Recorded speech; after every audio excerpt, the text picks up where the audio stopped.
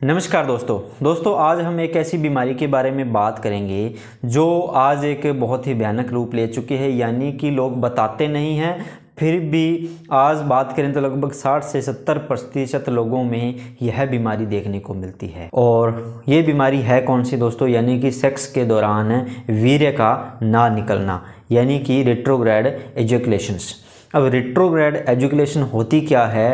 Retro का मतलब होता है दोस्तों पीछे या बाद में, और इजैकुलेशन का मतलब होता है किसी चीज़ का हमारे शरीर से बाहर निकलना। अब किसी चीज़ का, यानी कि हम दोस्तों बात कर रहे हैं ओनली सेक्स की, तो यहाँ हम बात करेंगे स्पर्म का शरीर से बाहर निकलना। तो वेलकम बैक दोस्तों, मैं आपके साथ अवतार सिंह और आप देख रहे हैं मेरा यूट्यूब चैनल आयुर्वेद शिक्षा।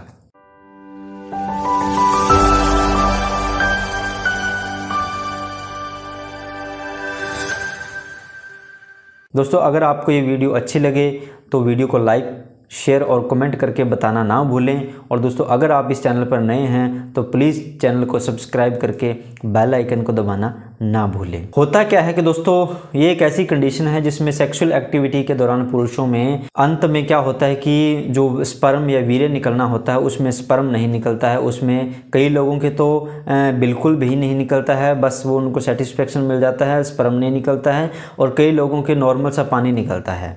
तो यह कोई एक बड़ी बीमारी नहीं है, ये एक नॉर्मल सी कंडीशन है। बट दोस्तों क्या करते हैं कि जो पुरुष होते हैं वो बहुत ज़्यादा मेंटली डिप्रेस्ड हो जाते हैं कि हमें ये प्रॉब्लम कैसे होगी, हमारा ख़ानदान कैसे बढ़ेगा आगे, हमारी संतति बढ़ेगी। यानी उनको सोच सोच के उस प्रॉब्लम को इतना बड़ा कर लेते हैं कि उसके साथ साथ उनको बहुत सारी और हेल्थ कंडीशनें हो जाती हैं। अब होता क्या है कि आपके शरीर में जो स्पर्म नॉर्मल अमाउंट में बन रहे हैं और शरीर से बाहर में निकल रहे हैं। आदमियों की जो स्ट्रक्चर होती है उसमें जहाँ पे जो स्पर्म बनता है ना, और जो स्पर्म बनने की जगह होती है और जो बाथरूम की थैली होती है वो बिल्कुल पास पास में होती हैं। तो दोनों पास पास में होती हैं, और जहाँ से ये स्पर्म निकलता है और जो बाथरूम निकलता है उनके बीच में एक गांठ होती है, यानी कि एक ऐसी मसल्स होती है जो दोनों को कंट्रोल करने का काम होती है। क्योंकि कंट्रोल इसलिए करती है क्योंकि जब बाथरूम आएगा तो जो हमारा सीमन है वो बाहर नहीं आना चाहिए, और जब सीमन आएगा तो उस समय क्या होता है बाथरूम में बाहर नहीं आना चाहिए।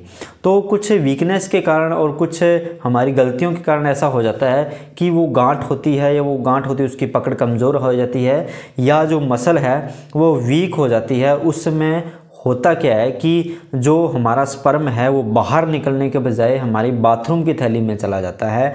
तो इसे ही रेट्रोग्रेड एजुकेलेशन कहते हैं।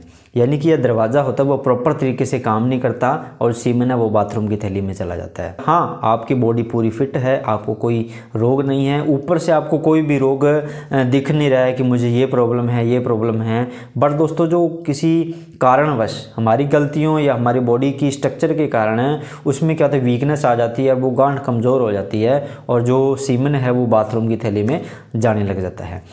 अब दोस्तों बात करते हैं कि ये प्रॉब्लम होती क्यों है, इसके कौन से कारण हैं। इसके दोस्तों 3 मेनली रीज़न होते हैं। तो सबसे पहला रीज़न और सबसे मोस्ट इम्पोर्टेंट रीज़न है, उसके बारे में बात करते हैं। तो सबसे पहला रीज़न है डायबिटीज़।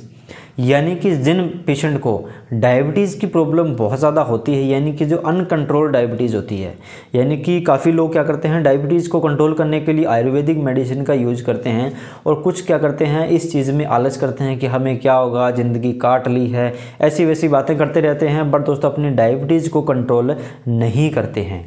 तो उससे क्या होता है कि यह जो गांठ होती है, जो मसल्स होती है वो बहुत ज़्यादा वीक हो जाती है। और उसके बाद जो इसका दूसरा रीज़न है उसके बारे में बात करें तो यानी कि जो हमारे पेल्विक ऑर्गन है, पेल्विक ऑर्गन कौन से होते हैं? हमारा पीनस है, हमारी जो नीचे की आंत है, टेस्टिस हैं, एनल कैनल है, उसमें क्या होता है कि कोई बड़ी चोट लगी है या कोई सर्जरी हुई है तो उसकी वजह से भी ये जो गांठ है या जो मसल्स है वो वीक हो जाती है, और उसके कारण भी यह प्रॉब्लम हमें देखने को मिलती है। और तीसरा कारण है बिना किसी कारण से, ना आपको डायबिटीज़ है, ना आपकी कोई चोट लगी है, और न ही आपकी कोई सर्जरी हुई है। तो तीसरा कारण ये है कि यानी कई लोगों में क्या होता है परमानेंटली मसल्स वीक हो जाती है।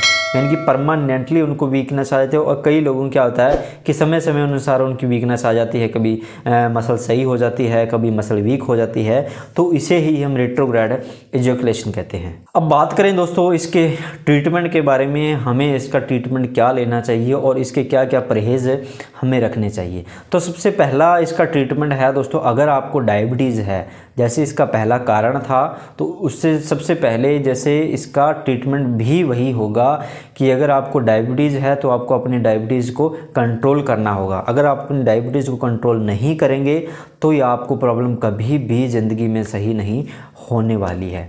और उसके साथ साथ अगर आपको टेंशन रहती है तो उसके लिए आपको नींद की गोली, कोई भी आप मेडिसिन ले रहे हैं नींद जिससे आपको नींद नहीं आ रही है, तो आप बिना डॉक्टर की परामर्श के आपको वो नींद की गोली नहीं लेनी है।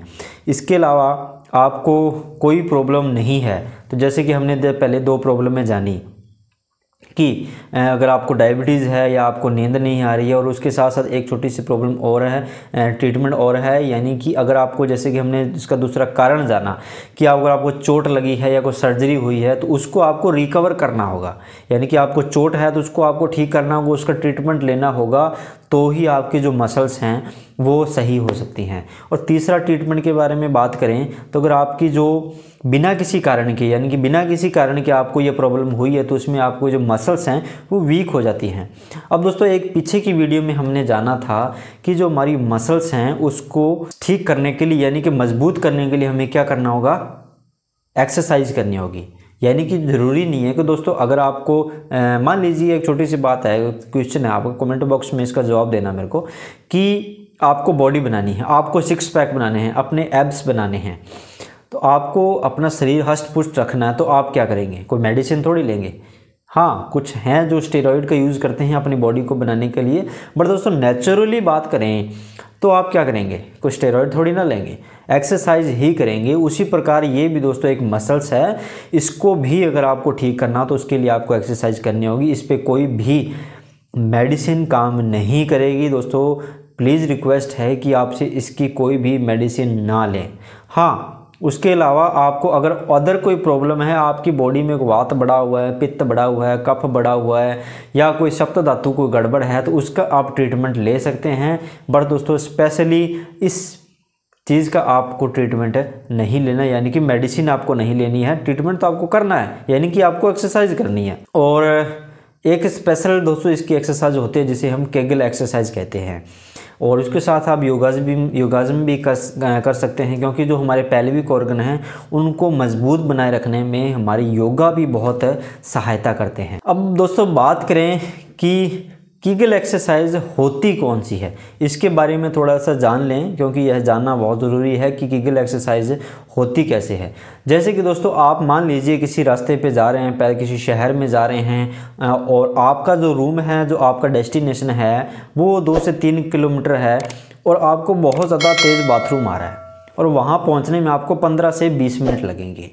तो उस समय जो आप अपने बाथरूम को कंट्रोल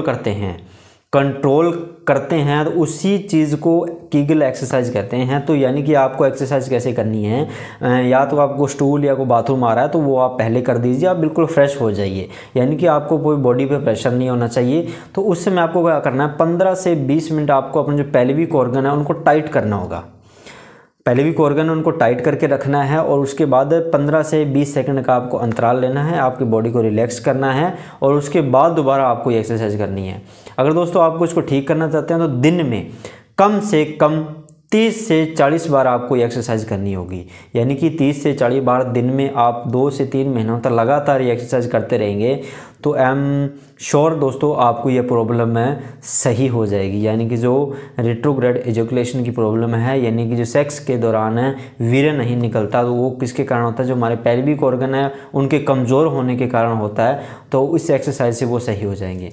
और उसके साथ साथ बात करें दोस्तों, इसके अलावा अगर आपको कोई भी बीमारी है, यानी कि इससे रिलेटेड आपको अदर कोई और बीमारी है, वीर्य का ना बनना, ऐसी कोई बीमारी है, तो नीचे डिस्क्रिप्शन में दोस्तों आपको एक लिंक मिलेगा, उस पर आप क्लिक करके हमारे जो व्हाट्सअप लिंक है उस पर जाके हमारी टीम से बात कर सकते हैं। इसके अलावा आपको कोई भी बॉडी के अंदर कोई भी बीमारी है तो उसका ट्रीटमेंट और उसकी सलाह आप हमसे ले सकते हैं। तो दोस्तों आज की वीडियो अगर आपको अच्छी लगी तो वीडियो को लाइक, शेयर और कमेंट करके बताना ना भूलें। और दोस्तों हमने पहले भी बताया कि अगर आप इस चैनल पर नए हैं तो चैनल को सब्सक्राइब करके बेल आइकन को दबाना ना भूलें। तो दोस्तों आज की वीडियो को यहीं करते हैं ख़त्म। आज के लिए जय हिंद, जय भारत।